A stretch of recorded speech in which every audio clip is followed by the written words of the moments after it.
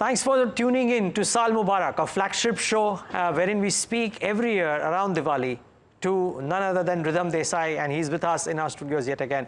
Ridham, thanks so much for joining in. My pleasure, Neeraj. Always good to be back for the Muhurat session. Yeah, it's great to have you always, except for that one year when you did an event with us.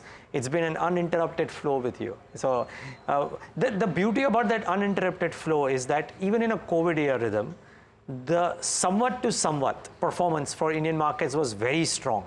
Do you sense this time around will be an encore, or could it be different? I think we're starting the year with more challenges than in recent times. The biggest challenge in my view is that growth has slowed down. In fact, that's what's in my view afflicting the markets. A lot of people attribute this to the China stimulus, but really that's coincided with India's own kind of growth slowdown.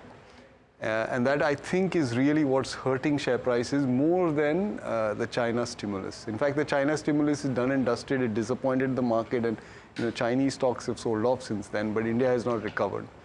And this growth slowdown is down to, I think, three things. Okay, so the first is the Shraddh period, which shifted. So the year-on-year comparisons have got distorted. So that's the least important. It's behind us already. The second is the month of August, which had unusually strong showers, and that, of course, hurt demand and hurt output. That's also behind us. The third and most pertinent and lingering problem is government spending. So if you look at the first 5 months of this year, the fiscal deficit is tracking 3.4%. The budget was 4.9. Government spending is down 1.2% over last year. Government expenditure is 12% of GDP. It's very hard for the remaining 88% to overcome, when the remaining 88% is growing at 10-11%, to overcome 12% doing -1. And that's what we are seeing on the ground. People try to say it's urban slowdown, rural slowdown. It is plainly the lack of spending by the government. Now, the first quarter of this fiscal was attributed to the elections. So obviously during elections, spending slowed down. We lost the month of August to rains. Maybe September was partly affected by Shraddh. So hopefully the data improves in October. But clearly this is about government spend. Now, here on this point, if the government has to go back to its fiscal target, and this is a really odd situation for India, because all of us who've been in India for a long time looking at government budgets, governments historically in this country have struggled to meet their fiscal targets. Usually they slip. Okay, we are actually in an inverse position right now, which is that we're going to actually beat our fiscal target. So we're going to have a deficit which is lower. So in order to get to 4.9%, I think if you do the math, the government spending for the remainder of this fiscal, which is starting October, has to be of the magnitude of 25% year on year. Okay, and if they manage to achieve that, the markets are in for a very big surprise on growth, because I don't think the market is thinking in this fashion. Got it. Now, that is a spending capacity issue of the government, and maybe they don't do 25, maybe they do 20. But it's still a big jump from where we have been in the first half of this year. So I think this is what is ailing the market right now. And then, of course, as we've been writing actually for 2 months, and we were discussing outside in the studio, for 2 months I've been saying, things are getting a little frothy, Especially in the spits. There's a bunching up of, IPOs. So that bunching up of IPOs is also taking some of the appetite for secondary market away. And that happens from time to time. Neither of these are structural issues. Right. We are still in a structural bull market. I think we are probably just slightly over the halfway mark, my guess. I don't have a science to prove it, but I think the earnings cycle is about the halfway mark. So the earnings cycle has another 3-4 years to go, and therefore stocks should have another 3 years to go. Stocks will anticipate the peak and peak before the earnings cycle. So we're not at the end of the bull market, but this is a typical bull market correction that it will take weak hands off the market, and the market will emerge much stronger after this. The other thing I think is that the mid-cap and small-cap stocks had gotten frothy in various parts, and some of those valuations were just not defensible. Or, put another way, they were basically pointing to very tepid returns going forward. and they needed to correct for those returns to become better, or they would be destined for massive underperformance. I think we are getting the former rather than the latter, which is good. And new money could come into these stocks once they are done with their correction. But the SMID, part of the market was a bit frothy. Got it. So, okay, so the next 12 months, right, from Samvat 2081 to 2082, we'll have a few things. We'll have a new US government, a new government for sure, or a new president for sure, let's put it that way, right, independent of whether it's Democrats or Republicans. It will have the full force of the first year of the third term of the NDA, and it will have probably a slower first half, if you will, if the slowdown that we're seeing currently continues. What will have the most potent impact on risk assets? I know we are looking at a 12-month period, but the impact could be front-ended. But just still asking this to you. Yeah, so I didn't answer your first question, so it's good you asked it again, because we were discussing somewhat to somewhat. I got caught up with the short-term discussion. But I think it is largely domestic issues. Okay. So in large part, I don't think the US presidential election has much bearing on how India's growth outlook pans out on a one-year horizon, and therefore how share prices pan out, except if for some reason the US stock markets go through a sizable correction, and the SPX is stretching. It's actually a much more stretch than the Nifty, I think. Okay. Yeah. So it's kind of overdue for a correction. Despite growth being there. Yeah, I mean, it's just about the momentum, right? So at some point in time, it will correct. Now, if it's a 10% correction, it is bound to bring a 6-7% correction in the Nifty. If it's a 20% correction, it will cause a deeper correction. Maybe it's only a 5% correction and we'll move on unscathed. I don't know that. My US strategist tends to be a lot more cautious about the SPX going from here, and clearly the forward returns on the SPX look less attractive than what the trailing returns were. So that, I think, is the only thing that bears on India. As such, who wins the presidential election may not have bearing on a one-year basis. It may have bearing on a 3-4 year basis. And again, that depends on what the new president chooses to do. I don't take all of what is said in a campaign trail for every word for what's said, because it's not usually how policies pan out. So there may be a difference there. So we'll wait to see how policies pan out. There are a few things that either of them could end up doing that could damage global growth or could damage the US dollar and have repercussions on the world at large and therefore India. The other global factor is, in fact, two more global factors, is what happens in China. So I think the good news in China is that this policy action may have created a bit of a flow. And it's good news for India. For Chinese stocks, you mean? No, for India. Yeah, but floor for Chinese stocks. No, for the Chinese economy. Chinese stocks is irrelevant to this conversation. Okay. I mean, what Chinese stocks do don't matter to India. What the SPX does matter. Okay. But Chinese stocks don't matter. Don't matter. I thought people would say that EM as a basket is important and therefore. But okay, fine. No. Let's leave that out. In my view, it's not important. But the Chinese economy should not sink, because that will bring pain to the whole world. China will export its deflation to the rest of the world. 21% of our GDP is exports. We'll feel the pain very quickly. Yeah. So it's good that maybe a floor has been put. China may not have done enough to lift its economy out of deflation, but may have just done enough for now to not cause another round down. So that's good. The third factor is the Middle East and oil. Now, oil is less important for India than it used to be, because our oil intensity of our GDP has declined by 60% over the last 10 years. So it's significantly less important, but it's not zero. It's still important. And therefore, if oil prices went up a lot in a very short time, it will bring pain to us. So these are the three, I think, well-discussed, well-discovered factors.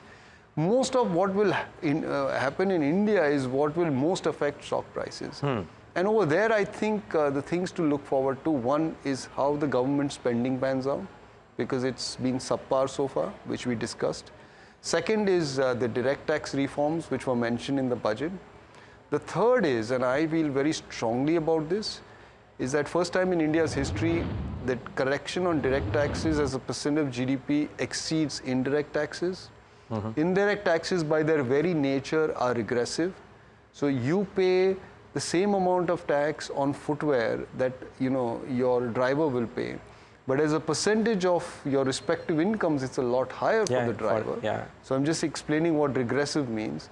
And therefore, I think it is important to cut GST rates to stimulate the economy. In fact, it's a far more powerful way than continue to fuel government expenditure. Because government spending capacity gets maxed out at a certain stage. And the buoyancy in direct taxes is not going away because incomes are actually doing well. Okay. The narrative here is not about lack of income growth. And therefore, if you can transfer some of that to GST rates, it will do well for the economy going into the next someone. The challenge there, of course, is that now the states lose revenue straight away. Gone are the days when they could compensate this with sales tax. GST and land revenues are the only two sources of revenues for them. And therefore, cutting GST rates means I am lowering my revenue potential. And therefore, to get that cooperation from the states will be certainly challenging. But if at some point in time, and as the debates are going on, if the government can manage to get the GST Council to agree to rate cuts, it will be great for the economy. So I think we'll look to that. I think the other thing is that the government continues to spend on infrastructure in the range of 2.5% to 3% of GDP. So the execution of those projects matter. There is a very interesting development that is likely on the farm side. So we didn't have the farm laws, and that was a big disappointment for me. The farm laws held great promise for India's farm sector, which I reckon is one of the long-term risk factors for India. The fact that we have 20 crore farmers, which is 38–40% of our workforce, producing only 15% of our output, and very unproductive, is a big risk for the Indian economy, and you have to solve for it. The farm laws promised to solve for it, but are now on the back burner. If they come back the way the proposals are going around right now through fiscal incentives for state, I think it will be a rabbit out of the hat. I'd get very bullish. I would have to lift my long-term growth rates on India. Okay. I think it would be the most bullish thing that has happened in a long time. When do you reckon something like this happens? I don't know. I don't know the timing. I don't even know if it will happen. But I'm just telling you the things that could, the hypothesis. Okay, fine. Then the next thing is the central bank policy. I, for one, don't think the central bank is behind the curve. As I said, this growth slowdown is not because of monetary policy, it's because of lack of government spending. So the way you would assess this is, you look at the call money rate. It is actually at or slightly below the repo rate. You look at banking sector liquidity, which used to be in negative territory for months on the trot, now is neutral to slightly positive. You look at real rates relative to real growth, that number is actually okay. So I don't think monetary policy is restrictive. Okay. But the RBI has already changed its stance to neutral. So I think a crack has opened there in the door for an exit from our current policy rate. And maybe a rate cut comes. Our view is it probably comes in Feb, not in December. But if in November the Fed decides another double rate cut, then that may change the debate on the RBI. Sure. Okay. But I don't think that's going to be a major mover on the market. There are a few other things that will happen, like there's the National Consumption Expenditure Survey that's underway. And based on last year's survey and this year's survey, the new CPI basket will come about. And likelihood is that food will have a lower representation. It's a very critical thing for the stock market because all the volatility in our CPI today is food-led. Yes. So more than the headline rate coming down because food has a lower weight, I am more interested in the fact that the volatility in CPI will go down further. And that actually is, apart from the farm thing, the second most important reason to be bullish on stocks. Because when inflation volatility is falling, it means growth volatility also falls. I'll explain that. Allow me a moment. Sure, okay. All policy action is based on inflation. So when inflation goes up, interest rates go up. And when interest rates go up, growth slows down, right? Especially when they go up on a real basis. And even when they go up on a nominal basis. So therefore, whenever inflation is volatile, growth tends to be volatile. When growth is volatile, it means it's less predictable. When it is less predictable, it means you will pay a lower multiple for stocks. right? So the minute you dampen inflation volatility, you actually also dampen growth volatility. Stocks actually attract more valuation. In fact, it's the reason why stocks in India are trading at the multiples they do, which is that India's growth is far more predictable. Far more predictable than it was in the past, and far more predictable compared to the rest of the world. So that could be another thing. So a lot of things are lined up. Timing, I don't know when these things happen. Maybe some of them happen in the next Samvat, some of them happen beyond that. But there's a fair bit of action that will happen in the next few months. And in large part, most of them appear positive to me rather than negative. Okay. So, well, but typically, Ridham, the arguments and the low beta nature of the market should have attracted flows in some fashion also, because FIs or the clients that you deal with are not necessarily, or were not necessarily overweight India as a headline percentage number, right? And yet October, the month of October gone by, has seen massive outflows now. When does this change, and would the market fortunes be linked to that, or will the DII participation be enough to set floors and maybe take the markets higher? The DII participation, or I should say domestic household participation in stocks, has got many more miles to travel. Right. Okay, we are very, very far away from the ultimate peak. Agree. Household ownership of stocks are still about 2/3 of the amount they hold in gold. It's a long way to go. So I don't think that's a problem. With respect to foreign participation, I think on a net basis, flows are always zero. If one participant in the market turns up every morning with a $100 million bid, if a trade has to happen, somebody else has to sell. Yeah, but the intensity, I mean. No, so that has to happen, right? Unless a third seller emerges, which is happening now, which is the corporate, which is the issuer. And that is when foreign investors can actually be buyers along with domestics. And you get the corporate as a seller. So that's one point. The second point is that for months now, foreign investors have been struggling with the valuations in India. And they've been wrong, okay? Because India has been a stellar performer. And I think it takes time for them to digest the fact that, this is the valuation and vision. And the comparison with other emerging markets makes India really very expensive on a headline basis, okay? When you compare with China, which was at 9 times earnings, India at 24 times, it just did not make automatic sense to tourist money. See, this is the nature of tourist money. Tourist money doesn't do our domestic fund managers do a lot of deep work. Deep dive, Because this is the only thing that they do. Most of them have got 20, 30 years in this market. They understand companies, they understand promoters, they understand the environment. For a lot of the foreign money, which comes in and leaves the market, they don't have the wherewithal to do that much of work. True. And they certainly don't have the comfort that I will have when I'm dealing with a certain management with whom I have dealt with for many years. And I know exactly what these people are up to, right? So that tourist money, just requires headline comfort, which was absent. A correction may probably change that. Okay. So, or the passage of time, one of the two. Time or price correction, of course. So my view is that going into the next Samvat, you will see a meaningful change in the total foreign flows in India. I don't know whether that will be just, I shouldn't say only equity market, because there's a lot of non-equity market flow that is happening. I can see all the private equity and venture capital money lined up in sizes that India has never seen before, which is all due to come in over the next 3, 4, 5 years. And private equity has had a sweet ride. So if you go back 10, 15 years, the common complaint for private equity was A, the valuations were too rich, B, the exits were not possible. Both of these have got fixed. And consequently, they have made a lot of money. And money attracts more money. So now private equity is very bulled up. And you can see that this capital flow is going to be very strong. So it may not necessarily come into the secondary markets, but it will come into other markets. We should run a BOP surplus, Neeraj, for the foreseeable future. Interesting. Okay, so I have about 5 more minutes left with you.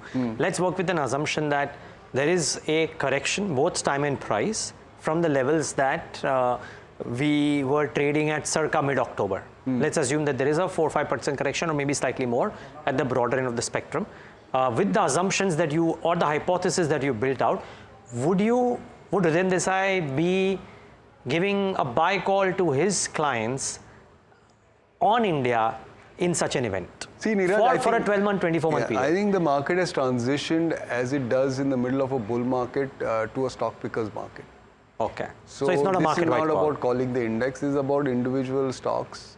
I think there are plenty of areas, even without a 5% correction, which look attractive. And there are plenty of stocks that, even with a 20% correction, don't look attractive. Don't look attractive. Oh yeah, so let's talk about the I think format. it is very stock specific. We will not get into that discussion, but Yeah, I not stocks. can give you the Themes. subsector. Yeah, exactly. That's what I want. Buckets Yeah, where I think at current levels we are good. Like I think the large private banks are going to have a stellar Samvat. Okay. Okay, the regulatory environment favors them. The interest rate environment is slightly negative for them, assuming that the RBI cuts. But credit costs remain low, and I think they are all sitting on pretty decent growth rates going into the next 24, 36 months, and the valuations are very attractive.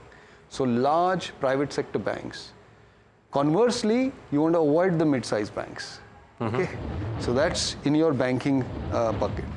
I think in the consumer bucket, the luxury end of the market will see a major revival. So it's gone through a bit of a soft patch. I think that will be behind us in the next 2-3 months. Why so? I think the fact is that a lot of consumption got front-ended coming out of COVID, and it took a few months for that to level off. But many areas of the consumer market, I think, are now looking like inventories have adjusted, and therefore primary sales will improve. Secondary sales had not got affected as much as primary sales because a lot of inventory went into the system. A lot of companies erred in assuming that the post-COVID demand was a secular demand, but it wasn't. And we have also made those mistakes, and as a consequence, inventory went up, and now I think it's moderated, and those will improve. I think there is clearly, and it's been there for months now, so it's not today's story, a rural recovery. Terms of trade in rural India are the best that we have seen in 12-13 years. Okay? Yeah. So I think rural will surprise to the upside. So that's your consumption. The flip side is be careful about sectors where there is a lot of competition. Okay? So like for example, just as an example, you have to be careful about quick commerce. Because 5 big players want to get into a market which has been dominated by 2.5 players or 3 players so far. That is not going to be an easy space. When that type of capital starts chasing the returns that the incumbents are making. So you have to be careful about some of these spaces where I think competition is intensifying, and there are some consumption sectors where competition is intensifying. So the tagline that I tell investors is, in India there is no dearth of TAM. TAM means total accessible market. But the winners will be the guys with the moats. So don't tell me that copper demand in India is X kgs per capita. Everything in India is right there. Okay. So everything is going to go up in time. But whether you make money or not on the TAM is going to be a function of whether you have the moat or not. And in some cases, the moats will get challenged because of competition. Now, in time, of course, this competition will settle, and the winners will emerge, and then you will end up making a lot of money on the winners. But in that interim period, there will be a shakeout and everybody will lose money. So that's the consumption basket. I think in industrials, we have to be careful. The valuations had gone out of control 2 or 3 months ago. Since then, we have seen decent corrections in certain subsectors like defense, like railways, in part some part electronics, but valuations are still a little bit frothy, and they may have to go through further correction, either price or time. So you have to be very selective there. It's a good sector at the macro level, but the price is still demanding. So that's the problem there. So, all 3 sectors have a different set of problems that I so far highlighted. IT services, I'll say again, I think I said it last summer, no problem. The cycle is turning. And AI is looking promising for the order book. So I think IT services across the cap curve are very interesting business models. So I'm long IT even now. I think the rest of it, materials is a global sector, ex-cement. I'm very bullish on cement. I just saw a note from you guys. Yeah, I'm very bullish on cement. I think the large cement companies have seen their margins getting thrashed. It's not sustainable. Just the way high margins are not sustainable, low margins are also not. And a reversal is coming. Give it 6 or 12 months, I think cement companies are going to make bumper profits. So I would be buyer of cement at current levels. I don't need a correction. Okay, if a correction comes, you buy even more. Okay, so that's one sector like the large private banks where I think you can buy. I think the global material stocks, I think you have to be careful because it's really going to depend on how much China stimulates. And if China stimulates more, then it's okay. But if it doesn't, then we may see some of these businesses take a little bit of a hit on a relative basis because there are more attractive things in India. I think, I've covered most of my major views. Yeah, that's it. So let's wrap with this one thing. Markets done, this done. One last piece on an abstract thing. So let's think of it, maybe health, maybe a book, or maybe a travel inspiration. So one of the three things that you would want to recommend. You've done a lot of Indian travel off late. You could talk about that maybe. You've cornered me on this. I've not come prepared for this. health book. No, I'm reading, I don't know, I think I probably mentioned this last year, but I'm not yet finished reading the book, The Fabric of Reality by David Deutsch. No, we haven't spoken about this. Okay. So it was written in 1999, I think, 25 years ago. It's a very physics book. So he's integrating 4 seminal ideas in physics to come up with a concept of reality. But a book that I just picked up yesterday, and I only read 40 pages. It's only, but 40 gripping pages. And I'm so excited about this. Is William Dalrymple's book, The Golden Road. Okay. How Ancient India Changed the World. So William Dalrymple, of course, people will know, is a famous historian known for deep research. And he claims to have gone through a lot of manuscripts, documents, interviews to come up with authentic information about India. And since I've only started the book, I think this is the period from 500 BC to 100 CE. 1500 years. How India was basically the Maibap of the world. Everything that happened in the world was largely mathematics, astronomy, metallurgy, trade, innovation. It was all India centered.